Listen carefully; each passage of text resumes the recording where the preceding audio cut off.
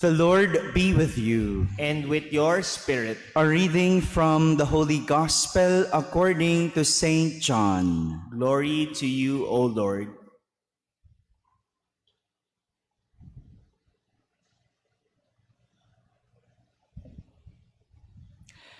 Jesus said to Thomas, I am the way and the truth and the life.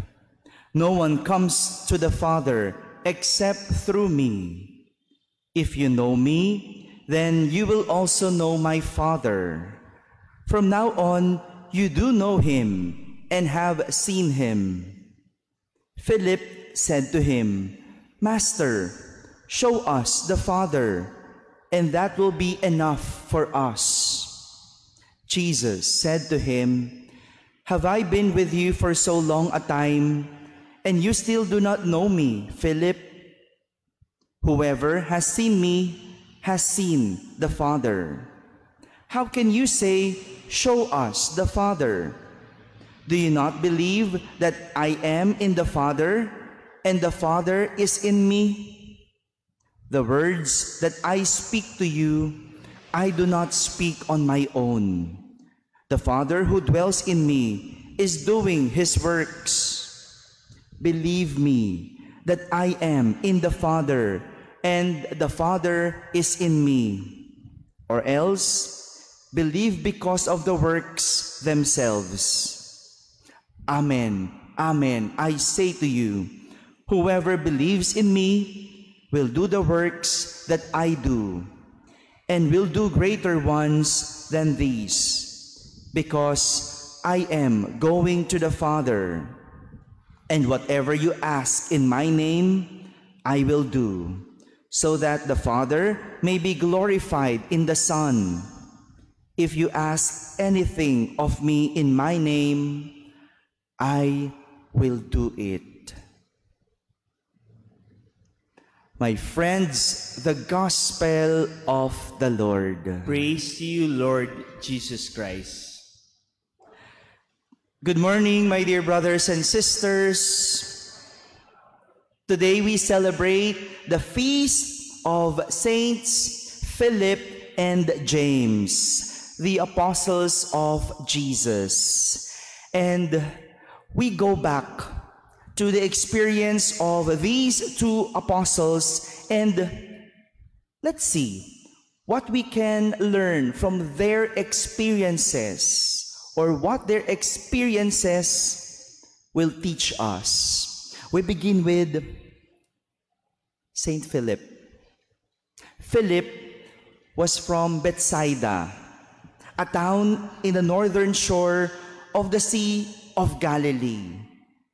And in our gospel, the Gospel of John, Philip was the one who introduced Nathanael or Bartholomew to Jesus of Nazareth. He was the one who introduced Nathanael to Jesus. Philip was also the one who invited Nathanael to come and see Jesus. Because Nathanael said, Can anything good come from Nazareth?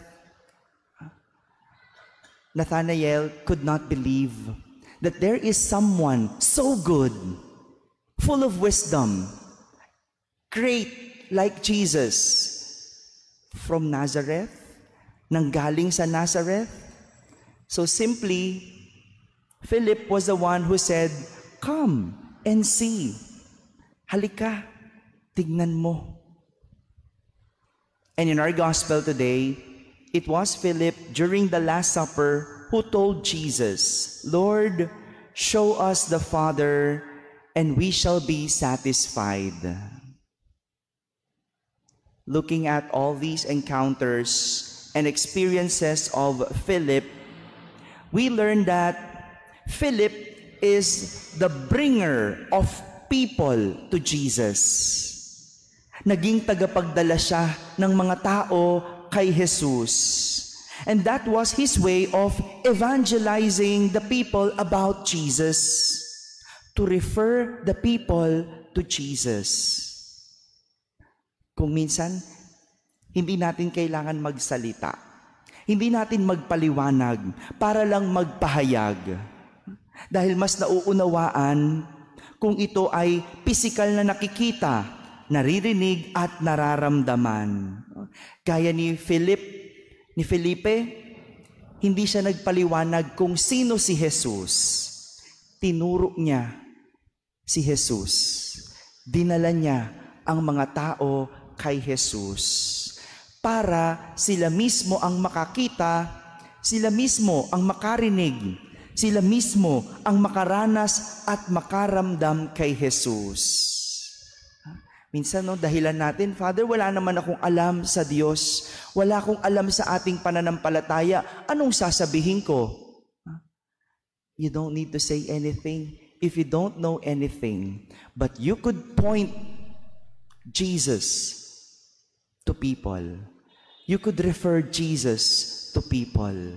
Wala kang dahilan.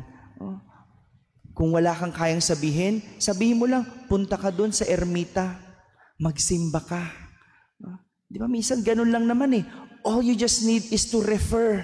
Mag-refer ka lang. Don't say anything. Allow them to experience. And you don't know how their lives will change. Now let's go to James. Saint James, on the other hand, is the son of Alphaeus, not the son of Zebedee. Noong panahon na yon, halos pare-parehas ang mga pangalan. Kaya mas makikilala sila kung sino ang iyong magulang. Di ba? Ganon din naman sa atin.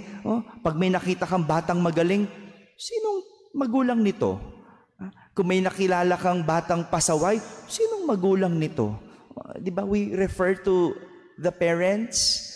Kasi dapat ganon eh. Kung sino yung magulang, yun yung nagiging anak. And that is what also Jesus said in our gospel. If you know me, you also know the Father. Because the Father is in me, and I am in the Father. Isa lang kami.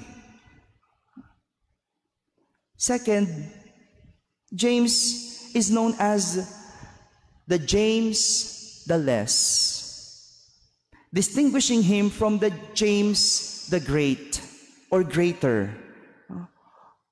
James the Greater was one of the 12 apostles. But it doesn't mean that he is the less.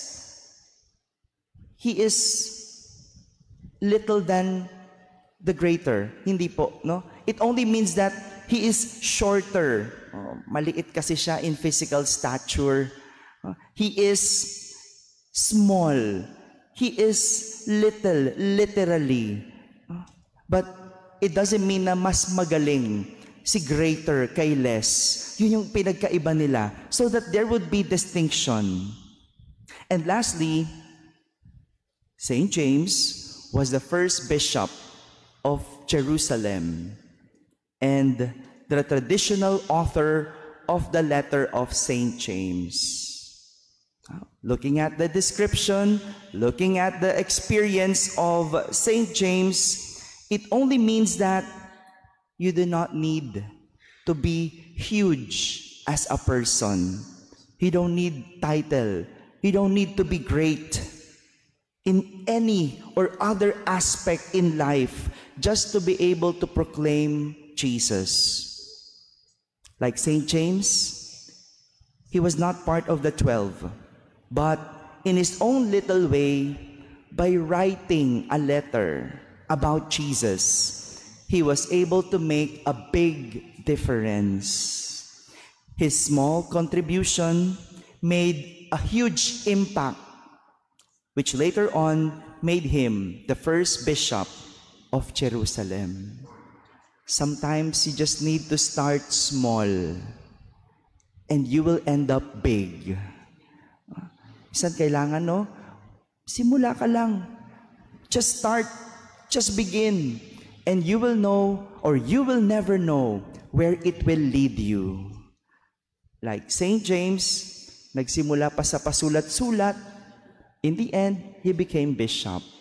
And this is a lesson, could also be a lesson for us. Just start small, and you will end up surely big. Dear brothers and sisters, Saints Philip and James were able to serve Jesus in their own way, in their simple way, in their little way. And as they showed us, there is authenticity in the simplicity of one's personality. Amen.